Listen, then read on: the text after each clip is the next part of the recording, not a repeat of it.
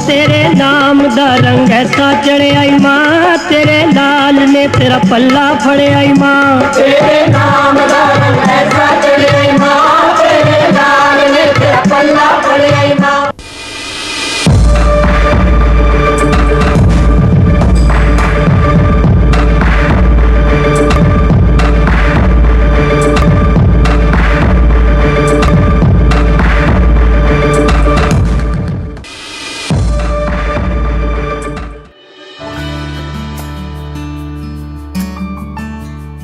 ਜਲੰਧਰ ਦੇ ਪਿੰਡ ਬਿੱਲੀ ਚੋਹਰਮੀ ਸ਼ਾਹਕੋਟ ਵਿਖੇ Sant Wariam Singh Dahiya memorial global charitable ਹਸਪਤਾਲ ਦਾ ਉਦਘਾਟਨ ਪੰਜਾਬ ਦੇ ਖਜ਼ਾਨਾ ਮੰਤਰੀ ਮਨਪ੍ਰੀਤ ਸਿੰਘ ਬਾਦਲ ਨੇ ਕੀਤਾ। ਉਹਨਾਂ ਦਾ ਉੱਥੇ ਪਹੁੰਚਣ ਤੇ ਪੰਜਾਬ ਮੈਡੀਕਲ ਐਸੋਸੀਏਸ਼ਨ ਦੇ ਪ੍ਰਧਾਨ ਡਾਕਟਰ ਨਵਜੋਤ ਸਿੰਘ ਦਾਈਆ ਅਤੇ ਪੰਜਾਬ ਮੈਡੀਕਲ ਕੌਂਸਲ ਦੇ ਮੈਂਬਰ ਡਾਕਟਰ ਜੈਸਮੀਨ ਕੌਰ ਦਾਈਆ ਨੇ ਸਵਾਗਤ ਕੀਤਾ।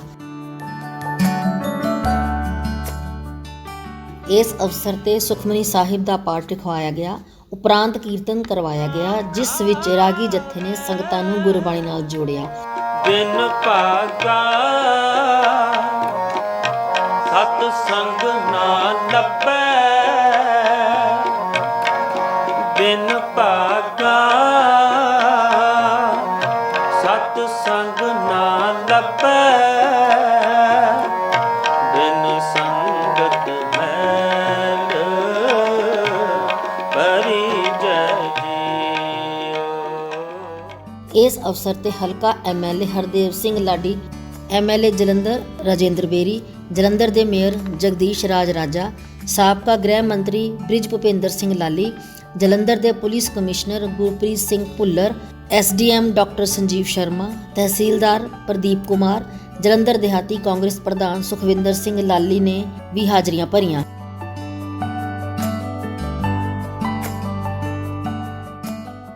ਇਸ ਹਸਪਤਾਲ ਵਿਖੇ ਕੋਵਿਡ ਦੇ ਮਰੀਜ਼ਾਂ ਦੇ ਇਲਾਜ ਦੀ ਵੀ ਪੂਰੀ ਸੁਵਿਧਾ ਹੈ। ਇਸ ਮੌਕੇ ਤੇ ਮੈਡੀਕਲ ਕੌਂਸਲ ਦੇ ਮੈਂਬਰ ਡਾਕਟਰ ਐਸਪੀਐਸ ਸੂਚ ਨੂੰ ਸਨਮਾਨਿਤ ਵੀ ਕੀਤਾ ਗਿਆ।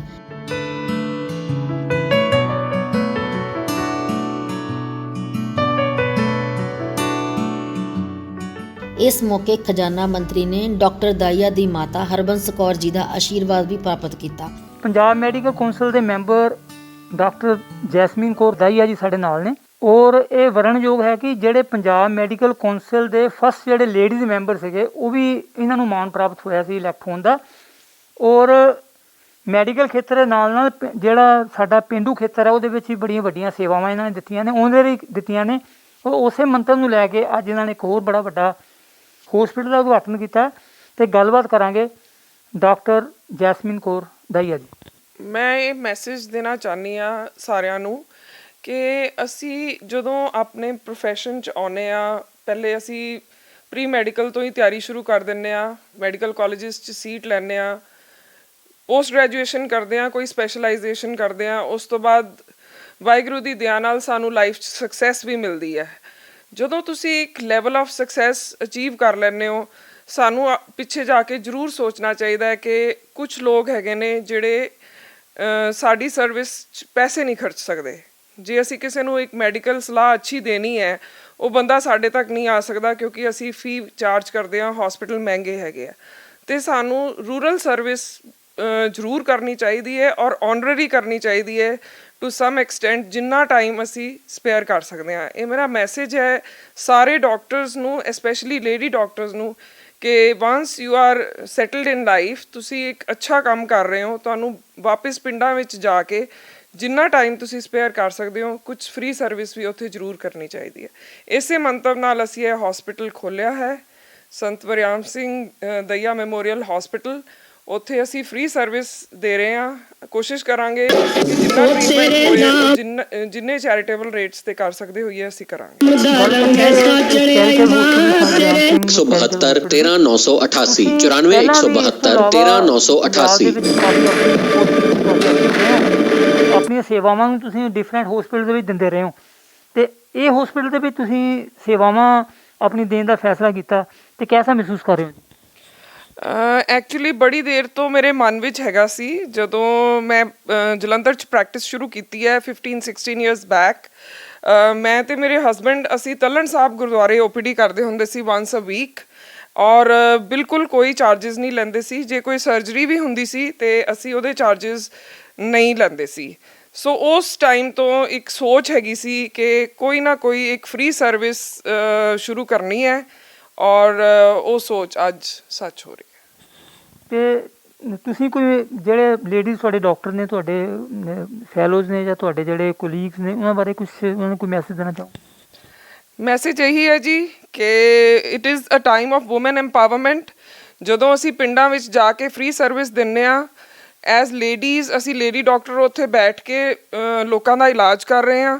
ਇਨਡਾਇਰੈਕਟਲੀ ਅਸੀਂ ਜਿਹੜੀਆਂ ਲੇਡੀਜ਼ ਸਾਡੇ ਕੋਲ ਟਰੀਟਮੈਂਟ ਵੀ ਕਰਾਉਣ ਆਉਂਦੀਆਂ, ਅਸੀਂ ਉਹਨਾਂ ਨੂੰ ਵੀ ਇੰਸਪਾਇਰ ਕਰਦੇ ਹਾਂ ਕਿ ਤੁਸੀਂ ਆਪਣੇ ਬੱਚਿਆਂ ਨੂੰ, ਆਪਣੀਆਂ ਕੁੜੀਆਂ ਨੂੰ ਇੰਨਾ ਪੜ੍ਹਾਓ ਕਿ ਉਹ ਲਾਈਫ ਵਿੱਚ ਸੁਸਾਇਟੀ ਦੇ ਕੰਮ ਆ ਸਕਣ ਔਰ ਰਾਈਜ਼ ਕਰਨ।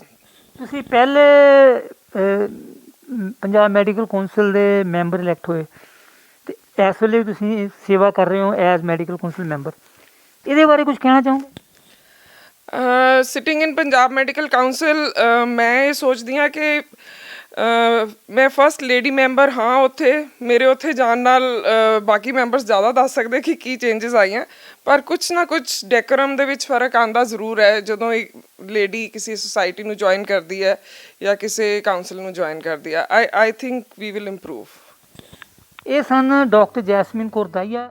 ਮੰਚ ਦਾ ਸੰਚਾਲਨ ਗੁਰਚਰਨ ਸਿੰਘ ਚਾਹਲ ਨੇ ਕੀਤਾ, ਜਦਕਿ retire SP Mukhtiar Singh, doctor Dheeraj Patia, doctor Tanvir Singh Dahiya, doctor Rajiv Sood, Happy Sandhu, ਸਾਬਕਾ ਮੰਤਰੀ ਬ੍ਰਿਜ ਭੁਪਿੰਦਰ ਸਿੰਘ ਕੰਗ, ਹਰਦੇਵ ਸਿੰਘ ਲਾਡੀ ਸ਼ੇਰੋਵਾਲੀਆ ਅਤੇ ਖਜ਼ਾਨਾ ਮੰਤਰੀ ਮਨਪ੍ਰੀਤ ਸਿੰਘ ਬਾਦਲ ਨੇ ਡਾਕਟਰ ਨਵਜੋਤ ਸਿੰਘ ਦਾਹੀਆ ਦੀ ਸ਼ਲਾਘਾ ਕਰਦੇ ਹੋਏ ਕਿਹਾ ਕਿ ਮੈਡੀਕਲ ਖੇਤਰ ਵਿੱਚ ਡਾਕਟਰ ਦਾਹੀਆ ਦਾ ਬਹੁਤ ਵੱਡਾ ਯੋਗਦਾਨ ਹੈ। ਵਰਿਆਮ ਸਿੰਘ ਦਈਆ ਮੈਮੋਰੀਅਲ ਚੈਰੀਟੇਬਲ ਹਸਪਤਾਲ ਦਾ ਜੋ ਉਦਘਾਟਨ ਹੋਇਆ ਔਰ ਡਾਕਟਰ ਨਵਜੋਤ ਦਈਆ ਔਰ ਉਹਨਾਂ ਦਾ ਸਾਰਾ ਪਰਿਵਾਰ ਇਹ ਵਧਾਈ ਦੇ ਮੁਸਤਹਕ ਹੈ ਔਰ ਬੜੇ ਲੰਬੇ ਸਮੇਂ ਤੋਂ ਇਸ ਇਲਾਕੇ ਦੀ ਖਿਦਮਤ ਕਰ ਰਹੇ ਹੈ। ਤਾਂ ਇਸ ਮੌਕੇ ਤੇ ਮੈਂ ਉਹਨਾਂ ਨੂੰ ਵਧਾਈ ਪੇਸ਼ ਕਰਦਾ।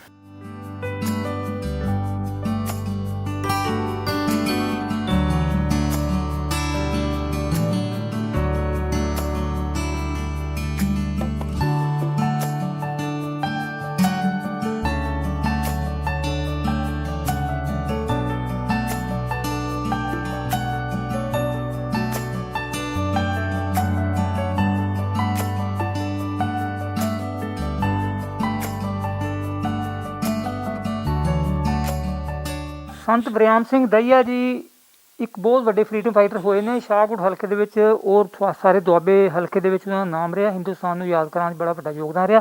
ਅੱਜ ਉਹਨਾਂ ਸਮਰਪਿਤ ਇੱਕ ਚੈਰੀਟੇਬਲ ਹੋਸਪਿਟਲ ਦਾ ਉਦਘਾਟਨ ਡਾਕਟਰ ਨਵਜੋਤ ਸਿੰਘ ਦਾਹੀਆ ਜਿਹੜੇ ਪੰਜਾਬ ਮੈਡੀਕਲ ਐਸੋਸੀਏਸ਼ਨ ਦੇ ਪ੍ਰੈਜ਼ੀਡੈਂਟ ਨੇ, ਇਹਨਾਂ ਨੇ ਅੱਜ ਕਰਵਾਇਆ ਹੈ। ਗੱਲਬਾਤ ਕਰਾਂਗੇ ਹੋਸਪਿਟਲ ਬਾਰੇ। ਇਹ ਹਸਪੀਟਲ ਅਸੀਂ ਇਹ ਰੂਰਲ ਖੇਤਰ ਨੂੰ ਜਿਹੜਾ ਹੈਗਾ ਉਹ ਦੇਣ ਲਈ ਕੇਟਰ ਕਰਨ ਲਈ ਕੀਤਾ, ਕਿਉਂਕਿ ਅਸੀਂ ਜਦੋਂ ਮਹਿਸੂਸ ਕੀਤਾ ਕਿ ਉਸ ਏਰੀਏ ਦੇ ਵਿੱਚ ਮਖੂ ਤੋਂ ਲੈ ਕੇ ਉੱਧਰ ਧਰਮਕੋਟ ਤੋਂ ਲੈ ਕੇ ਔਰ ਕਿਸੇ ਵੀ ਕੋਈ ਸਪੈਸ਼ਲਿਸਟ ਸਰਵਿਸ ਨਹੀਂ ਹੈਗੀ।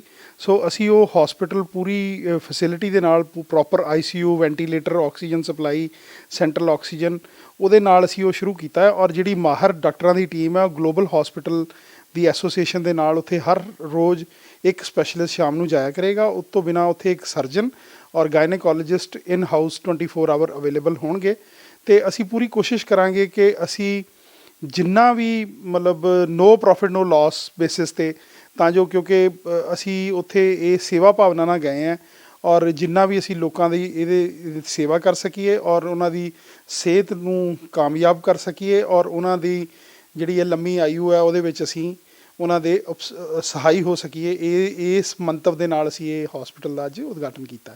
ਕੋਵਿਡ ਜਦੋਂ ਦਾ ਸ਼ੁਰੂ ਹੋਇਆ ਤੇ ਲੋਕਡਾਊਨ ਦੇ ਟਾਈਮ ਬੜੀ ਸੇਵਾ ਕੀਤੀ ਆ ਕੋਵਿਡ ਪੇਸ਼ੈਂਟ ਦੀ, ਤੇ ਇੱਥੇ ਕੋਵਿਡ ਪੇਸ਼ੈਂਟ ਦਾ ਵੀ ਇਲਾਜ ਹੋਏਗਾ? ਮੈਂ ਤੁਹਾਨੂੰ ਦੱਸਣਾ ਚਾਹੁੰਦਾ ਕਿ ਅਸੀਂ ਇੱਥੇ 6000 ਰੁਪਏ ਪਰ ਡੇ ਦੇ ਹਿਸਾਬ ਨਾਲ ਵਿਦ ਮੈਡੀਸਨ, ਵਿਦ ਫੂਡ ਔਰ ਸਾਰਾ ਫੈਸਿਲਿਟੀਜ਼ ਦੇ ਨਾਲ ਇਹ ਕੀਤਾ ਸੀ, ਜੋ ਕਿ ਪੰਜਾਬ ਸਰਕਾਰ ਨੇ ਜਿਹੜੇ ਰੇਟ ਨਿਰਧਾਰਿਤ ਕੀਤੇ ਸੀ ਉਹ ਤੋਂ ਤਕਰੀਬਨ ਅੱਧ ਤੋਂ ਵੀ ਘੱਟ ਸੀਗਾ। ਸੋ ਲੋਕਾਂ ਦਾ ਉੱਥੇ ਬਹੁਤ ਜ਼ਿਆਦਾ, ਕਿਉਂਕਿ ਉੱਥੇ ਇੱਕ ਨੈਚੁਰਲ ਜਿਹੜੀ ਹਵਾ ਹੈ, ਕੋਈ ਪੋਲਿਊਸ਼ਨ ਨਹੀਂ ਹੈਗਾ, ਸਾਫ ਸੁਥਰਾ ਮਾਹੌਲ ਹੈ। ਉੱਥੇ ਲੋਕ ਜਿਹੜੇ ਉੱਥੇ ਟਰੀਟਮੈਂਟ ਕਰਾ ਕੇ ਆਏ ਉਹ ਉਸ ਹਸਪਤਾਲ ਨੂੰ ਬਹੁਤ ਹਜੇ ਵੀ ਯਾਦ ਕਰਦੇ ਨੇ। ਉਹ ਇੰਡੀਅਨ ਮੈਡੀਕਲ ਐਸੋਸੀਏਸ਼ਨ ਦੇ ਨਾਲ ਡਾਕਟਰ SPS ਸੂਚ ਦੀ ਦੇਖ ਰੇਖ ਦੇ ਵਿੱਚ ਮੇਰੇ ਮਹਿਰੂਮ ਸਾਥੀ, ਮੇਰੇ ਜਿਹੜੇ IMA ਦੇ ਬਹੁਤ ਸਾਲ ਜਿਨ੍ਹਾਂ ਨੇ ਮੇਰੇ ਨਾਲ ਕੰਮ ਕੀਤਾ, ਡਾਕਟਰ GS ਗਿੱਲ, ਅੱਜ ਉਹਨਾਂ ਨੂੰ ਵੀ ਇਹ ਸ਼ਰਧਾ ਦੇ ਫੁੱਲ ਹੀ ਹੈ ਇੱਕ ਤਰ੍ਹਾਂ ਦੇ, ਕਿਉਂਕਿ ਉਹਨਾਂ ਨੇ ਕੋਵਿਡ ਹਸਪਤਾਲ ਬਣਾਉਣ ਦੇ ਵਿੱਚ ਕੋਈ ਕਸਰ ਨਹੀਂ ਛੱਡੀ ਸੀ, ਔਰ ਉਹਨਾਂ ਦੀ ਸੋਚ ਮੇਰੀ ਜਿਹੜੀ ਪਿੱਛੇ ਸੋਚ ਸੀ ਉਹ ਉਹਨਾਂ ਦੀ ਸੋਚ ਨਾਲ ਅਸੀਂ ਇਹ ਹਸਪਤਾਲ ਬਣਾਇਆ ਸੀ। ਅਤੇ ਅੱਜ ਮੈਨੂੰ ਇਹ ਮਾਣ ਮਹਿਸੂਸ ਹੋ ਰਿਹਾ ਹੈ ਕਿ ਅਸੀਂ ਜਨਰਲ ਹਸਪੀਟਲ ਦੇ ਵਿੱਚ ਉਹਨੂੰ ਕਨਵਰਟ ਕੀਤਾ, ਔਰ ਅਸੀਂ ਪੂਰੀ ਤਨਦੇਹੀ ਦੇ ਨਾਲ ਉਸ ਏਰੀਏ ਦੇ ਲੋਕਾਂ ਦੀ ਸੇਵਾ ਕਰਾਂਗੇ। ਕੋਈ ਮੈਸੇਜ ਦੇਣਾ ਚਾਹੋਗੇ? ਮੇਰਾ ਤਾਂ ਇਹੀ ਸੁਨੇਹਾ ਹੈ ਕਿ ਜਿਹੜੀ ਸਾਡੇ ਸ਼ਹਿਰਾਂ ਦੇ ਵਿੱਚ ਹੋਰ ਵੀ ਡਾਕਟਰ ਕੰਮ ਕਰ ਰਹੇ ਨੇ, ਉਹ ਬਾਕੀ ਜ਼ਿਲ੍ਹਿਆਂ ਦੇ ਵਿੱਚ ਵੀ ਇੱਦਾਂ ਦਾ ਉਪਰਾਲਾ ਕਰਨ, ਕਿਉਂਕਿ ਜਿਹੜਾ ਸਾਡਾ ਰੂਰਲ ਪੇਸ਼ੈਂਟ ਹੈ, ਜਿਹੜਾ ਉਹ ਗੋਲਡਨ ਆਵਰ ਹੈ, ਜਦੋਂ ਕਿਸੇ ਨੂੰ ਹਾਰਟ ਅਟੈਕ ਆਉਂਦਾ ਹੈ ਜਾਂ ਕਿਸੇ ਨੂੰ ਐਕਸੀਡੈਂਟ ਹੁੰਦਾ ਹੈ, ਉਹ ਜਿਹੜਾ ਟਾਈਮ ਉਹਦਾ ਆਉਣ ਜਾਣ ਦੇ ਵਿੱਚ ਲੱਗ ਜਾਂਦਾ ਹੈ, ਕਈ ਵਾਰੀ ਉਹਦੀ ਜ਼ਿੰਦਗੀ ਲਈ ਬਹੁਤ ਡੇਂਜਰਸ ਬਣ ਜਾਂਦਾ। ਸੋ ਅਸੀਂ IMA ਪੰਜਾਬ ਨੂੰ ਵੀ ਇੱਕ ਰੋਲ ਮਾਡਲ ਬਣਾ ਕੇ ਦਿਆਂਗੇ ਕਿ ਰੂਰਲ ਪ੍ਰੈਕਟਿਸ ਵੀ ਜਿਹੜੀ ਹੈ ਉਹ ਸਾਨੂੰ ਹੁਣ ਕਰਨ ਦਾ ਸਮਾਂ, ਔਰ ਇਸ ਵੇਲੇ ਦੇਸ਼ ਦੀ ਔਰ ਦੇਸ਼ ਵਾਸੀਆਂ ਦੀ ਲੋੜ ਹੈ ਕਿ ਰੂਰਲ ਸੈਟਅਪ ਦੇ ਵਿੱਚ ਵੀ ਅਸੀਂ ਉਨਾ ਹੀ ਕੰਮ ਕਰੀਏ, ਕਿਉਂਕਿ ਇਹ ਇੱਕ ਤਰ੍ਹਾਂ ਦਾ ਜਿਹੜੀ ਇਹ ਪ੍ਰਥਾ ਹੈ ਕਿ ਜਿਹੜੇ ਅਨਕੁਆਲੀਫਾਈਡ ਡਾਕਟਰ ਉੱਥੇ ਕੰਮ ਕਰ ਰਹੇ ਨੇ ਉਹਨਾਂ ਨੂੰ ਗਾਈਡੈਂਸ ਵੀ ਕਰੀਏ, ਉਹਨਾਂ ਨੂੰ ਥੋੜ੍ਹਾ ਟੀਚ ਵੀ ਕਰੀਏ, ਤਾਂ ਜੋ ਸਾਰਿਆਂ ਨੂੰ ਪ੍ਰੋਪਰ ਇਕੁਅਲ ਸਿਹਤ ਦਾ ਜਿਹੜਾ ਇਕੁਅਲ ਰਾਈਟਸ ਜਿਹੜੇ ਅਸਲੀ ਹੈਗੇ ਨੇ ਉਹ ਪ੍ਰਾਪਤ ਹੋ ਸਕਣ। ਇਹ ਸਨ doctor Navjot Singh Dahiya, president IMA Punjab. ਇਹਨਾਂ ਨੇ ਤੁਹਾਡੇ ਨਾਲ ਵਿਚਾਰ ਸਾਂਝੇ ਕੀਤੇ। ਮੈਂ Praveen Sharma, program producer, ground report 27।